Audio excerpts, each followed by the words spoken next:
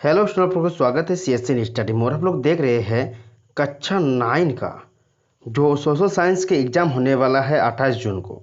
28 जून को आप लोगों का एग्ज़ाम होने वाला है टर्म 2 का।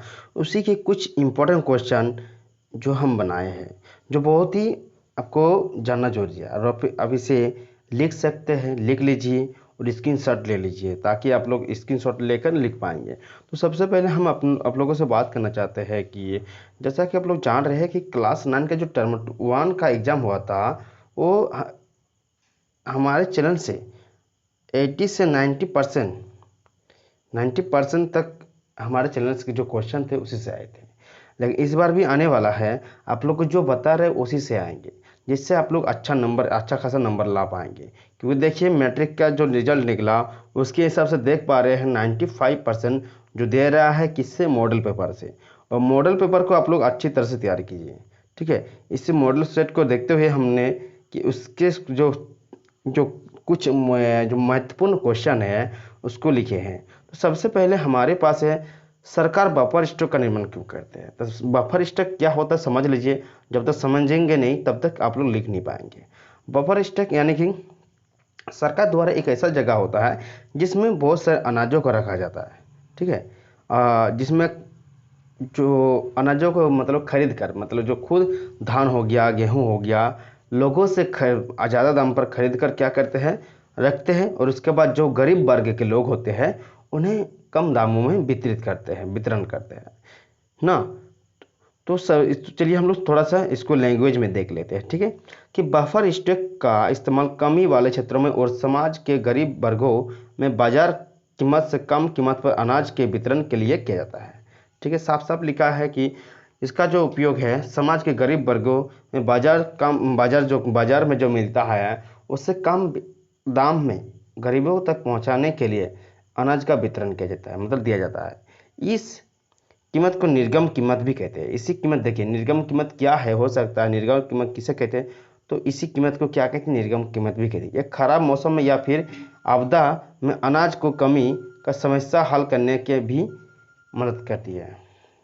यानी कि जो होता है, यह हो सकता है आपदा के मौसम में, जैसे खराब मौसम हो गया, कहीं पर आपदा आ गया, बाढ़ आ गया, सूखा पड़ गया, ठीक है। उस स्थिति में इसका हम लोग बफर स्टॉक के कारण हम लोग अपना निपटारा कर सकते हैं। मतलब हम लोग कमी जो है, जो अनाज की कमी हो जाएगा, यदि सूखा पड़ गया तो कम अनाज नहीं होंगे उस साल, तो क्या होगा, सबको मिलेगा अनाज। इस यदि बफर स्टॉक करके रखा जाता है तो देखिएगा आप लोग को बफर स्टॉक दिखाते हैं थोड़ा सा। देखिए इस तरह का एक स्टॉक किया जाता है जिसे कहते हैं बफर स्टॉक। इसमें बहुत सारा क्या है, इसको कहते हैं बफर स्टॉक, ठीक है, याद रखिएगा। इसमें बहुत तरह का जो ज़रूरत के सामान होते हैं उसे, जैसे गेहूँ हो गया, अनाज हो गया ना, धान हो गया, ये सब है। इसमें जो आते हैं बहुत तरह का दाल आते हैं जो स्टॉक करके रखा जाता है ताकि बाद में हमें पहुंचाया जा सके। तो भारत के देखिए अभी का नया जो है इस तरह का आया है और इसमें अब आया है बोरा में भरने की जगह इस तरह का किया जाता है। तो पहले तो बोरा में भरा भरा जाता, लेकिन अभी जो है बफर स्टॉक के लिए इस तरह की किया जाता है, बड़े बड़े ड्रम जैसा बनाकर उसके अंदर भरा जाता है पूरा, ठीक है। गेहूँ हो गया, अनाज हो गया, उसके बाद दाल हो गया, इस तरह से रखा जाता है। और उसमें मेंटेन किया जाता है कि इसमें सड़ तो नहीं रहा है, उसमें बहुत तरह का देखा जाता है, देखने वाले लोग होते हैं।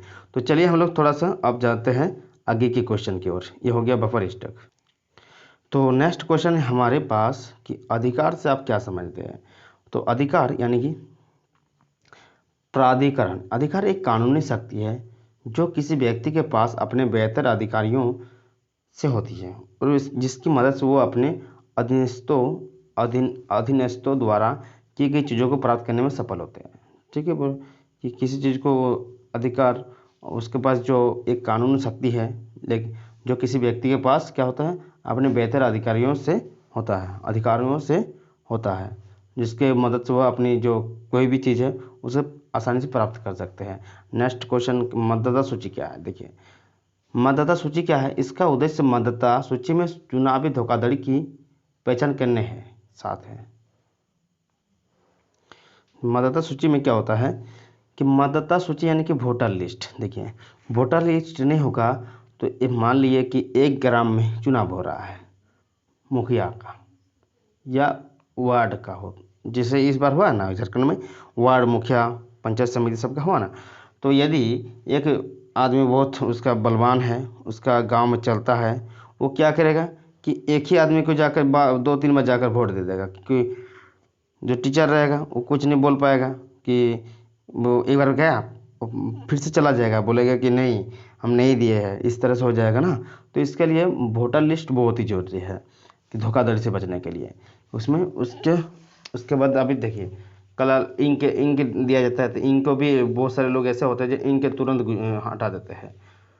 तो थोड़ा सा वोटर लिस्ट होना जरूरी है कि कितने लोग आ रहे हैं कितने लोग गए, उससे उसमें क्या किया जाता है, साइन किया जाता है। ठीक है, नेक्स्ट हम लोग थोड़ा सा वोट देने में जो किसका वोटर लिस्ट की वजह से जानते हैं ना, कितने लोग आए, कौन कौन आए नहीं आए। उसके बाद क्या होता है कि जो वोट घर में भी एक पर्ची दिया जाता है, वोटर लिस्ट का एक पर्ची दिया जाता है, उसको लेके जाना पड़ता है, जाकर वहाँ पर मैच करता है, उसके बाद ही वोट देने देता है। चलिए थोड़ा सा पढ़ लेते हैं इसका इसका इसका उद्देश्य मतदाता सूची में चुनावी धोखाधड़ी की पहचान करना है, साथ ही मतदाता सूची में अधिकारियों को मतदाता के विवरण पुष्टि करने की अनुमति देता है। यह मतदान के दिन मतदान को सुव्यवस्थित करने में सहायता करता है। सही बोल रहे हैं, मतदान को सुव्यवस्थित करने में सहायता करता है। नेक्स्ट क्वेश्चन क्या है, नेक्स्ट आंसर क्या है, मतदाता सूची यह सुनिश्चित करती है कि कोई व्यक्ति 2 बार मतदान तो नहीं कर सकता है। मतदान सूची भी यह देखता है कि कोई व्यक्ति 2 बार तो नहीं मतदान कर रहा है। हाल ही में ईसीआई ने मतदाता सूची को बनाए रखने के लिए एक नया रूप स्वीकार किया है, तो एक मतलब इलेक्ट्रॉनिक रूप में रखा है, मतदान सूची को रखने का प्रयास कर रहा है कौन, सरकार। ठीक है, ईसीआई। तो बायोमेट्रिक तकनीकी का उपयोग करके इलेक्ट्रॉनिक रूप में है, इसे बायोमेट्रिक का तकनीक का उपयोग करके क्या कर रहा है, जैसे आधार कार्ड में बायोमेट्रिक होता है उसी तरह से मतदाता सूची वोटर लिस्ट को भी इलेक्ट्रॉनिक रूप में रखना चाहते हैं कौन, सरकार रख रहे हैं। नेक्स्ट क्वेश्चन क्या है, भारत में किस प्रकार की जलवायु पाई जाती है। भारत में उष्णद्र मानसूनी जलवायु पाई जाती है, याद रखिए उष्णद्र मानसूनी जलवायु पाई जाती है। आपके लिए बहुत ही इंपॉर्टेंट क्वेश्चन। नेक्स्ट क्वेश्चन चलिए हम लोग जानते हैं, नेक्स्ट क्वेश्चन का इंपॉर्टेंट क्वेश्चन क्या है, नाजी पार्टी का संस्थापक कौन था। तो नाजी पार्टी यानी कि जर्मन के लोग हिटलर के संस्थापक थे। हिटलर नाजी पार्टी किसका संस्थापक था, हिटलर ने इसका संस्थापक था। नेक्स्ट क्या है, झूम या घुमत खेती क्या है। देखिए झूम खेती मतलब झूम कृषि एक आधुनिक प्रकार की कृषि है जिसमें क्या होता है, पहले वृक्ष तथा वनस्पतियों को काटकर उन्हें जला दिया जाता है और साफ की गई भूमि के पुराने उपकरणों या लकड़ी के हलों द्वारा से जुताई करके बीज बोए दिए जाते हैं। फसल परंतु प्रकृति पर निर्भर होती है और उत्पादन बहुत कम हो पाता है। झूम खेती में क्या होता है, झूम खेती या घुमत खेती, झूम कृषि एक आदिम प्रकार की कृषि है, बहुत पुराना कृषि है जिसमें वृक्षों को काटा जाता है, ठीक है, उसको जलाया जाता है, उसके बाद हल या लकड़ी की सहायता से हल्के लकड़ी की सहायता से क्या किया जाए, जुताई किया जाता है, उसके बाद फसल का उत्पादन किया जाता है, लेकिन इसमें बहुत ही कम होती है। ठीक है, नेक्स्ट क्या है, झूम कृषि हो गया। निर्धनता की परिभाषा लिखिए, निर्धनता यानी कि गरीबी। ठीक है, मानवीय निर्धनता से अभिप्राय है कि मनुष्य अशिक्षित है, उसके पास रहने का ठिकाना नहीं है, सही बोल रहे हैं, उसके पास नौकरी की सुरक्षा नहीं है, उसमें विश्वास नहीं है और वो जात पात तथा लिंग भेदभाव से मुक्त नहीं है। इस तरह निर्धनता किसे मानेंगे, निर्धनता मानवीय निर्धनता उसे मानेंगे जो अशिक्षित रहेगा, जिसके पास रहने का ठिकाना नहीं रहेगा, जिससे कोई नौकरी के साधन नहीं है, जिसमें उसमें विश्वास नहीं है और उसके साथ क्या लिंग भेदभाव से मतलब जो उसके साथ लिंग भेदभाव जात पात का भेदभाव हो रहा है, वो निर्धनता है। नेक्स्ट हम लोग चले जानते हैं कि भुखमरी सब क्या समझते हैं। तो भुखमरी जिसमें विटामिन पोषक तत्व और ऊर्जा अंतर्ग्रहण की गंभीर कमी को भुखमरी कहते हैं। यह कुपोषण का सबसे चरम रूप है। अधिक समय तक भुखमरी के कारण शरीर के कुछ अंग स्थायी रूप से नष्ट हो सकते हैं, अतः मृत्यु भी हो सकती है। अपचय शब्द भुखमरी के लक्षणों प्रभाव की ओर संकेत करता है ना। खाना नहीं मिलेगा तो भुखमरी होगा ना। भुखमरी किसे, जिसे पोषक तत्व मतलब पोषक तत्व अच्छे तरह से नहीं मिल रहा है, जो उसको ज़रूरत है उसके हिसाब से खाना नहीं मिल रहा है ना। या भी कह सकते हैं विटामिन पोषक। देखिए इसमें एक आपको कितना नंबर मिलेगा, इससे मतलब वेरी शॉर्ट टाइप है, यानी कि अति लघु प्रश्न उत्तर आप यहाँ तक लिखने से भी हो जाएगा आपका। विटामिन, पोषक तत्व और ऊर्जा अंतर्ग्रहण की गंभीर कमी को भुखमरी कहते हैं। देखिए, विटामिन से नहीं मिलता है, पोषक तत्व की कमी होती है, ऊर्जा उसके अंदर क्या होती है, कम हो जाती है, जिसे क्या कहते हैं, भुखमरी कहते हैं। ठीक है, यहाँ तक लिखने से भी आपको नंबर मिल जाएगा। नेक्स्ट क्वेश्चन क्या है, भारतीय संविधान के द्वारा नागरिकों को कितने प्रकार के मौलिक अधिकार प्राप्त हैं। तो इसको आप लोग क्या कर सकते हैं, देखिए इसको इतना से लिखने से भी हो जाएगा, अधिकार को लिखने कह गए ना, तो मौलिक अधिकार पहले 7 थे, अभी 6 हैं। तो चलिए जान लेते हैं थोड़ा सा कि अभी पहले 7 थे, अभी 6 है। ठीक है, तो इसको आप लोग यहाँ से लिखेंगे आंसर, समानता का अधिकार, स्वतंत्रता का अधिकार, शोषण के विरुद्ध अधिकार, धार्मिक स्वतंत्रता का अधिकार, सांस्कृतिक तथा शिक्षा संबंधी अधिकार, 6 है संवैधानिक उपचार का अधिकार। ठीक है, इस तरह आपके पास मतलब भारतीय संविधान के द्वारा नागरिकों को कितने प्रकार का अधिकार है, 6 प्रकार का भी है। आदर्श आचार संहिता क्या, आदर्श आचार संहिता यानी कि ये चुनावी क्षेत्र से भारतीय निर्वाचन आयोग, ठीक है, इलेक्शन कमीशन जो है, आदर्श चुनाव आचार संहिता का राजनीतिक दलों एवं प्रत्याशियों के लिए बनाया गया है। एक नियमावली है जिसका पालन चुनाव के समय आवश्यक है। चुनाव आयोग चुनाव से पहले इसके लागू होने की घोषणा करती है और चुनाव के बाद इसके समाप्त होने की घोषणा करते हैं। देखिए, आचार संहिता जब हो जाता है उस समय कुछ भी काम नहीं होता है, सब कोई व्यस्त होते हैं इलेक्शन में, इसलिए इस तरह के कानून पास कोई भी काम नहीं होता उस टाइम। सरकार के द्वारा लोक लुभावन घोषणा नहीं करना, ठीक है, क्योंकि उस समय देखिए जैसे मुखिया आपका पद अपना कार्यकाल खत्म हो जाता है, तो इसलिए भी रुक जाता है कुछ ग्रामीण क्षेत्र में जो विकास करना होता है, तो इसलिए कम काम होता है। क्योंकि दूसरा नंबर क्या होगा, चुनाव के दौरान सरकारी मशीनरी का दुरुपयोग ना करना, जो सरकारी मशीनरी होता है चुनाव के दौरान उसका दुरुपयोग नहीं करना चाहिए। नेक्स्ट क्या है, राजनीतिक दलों और उम्मीदवार के द्वारा जाति, धर्म और क्षेत्र से संबंधित मुद्दे न उठाना।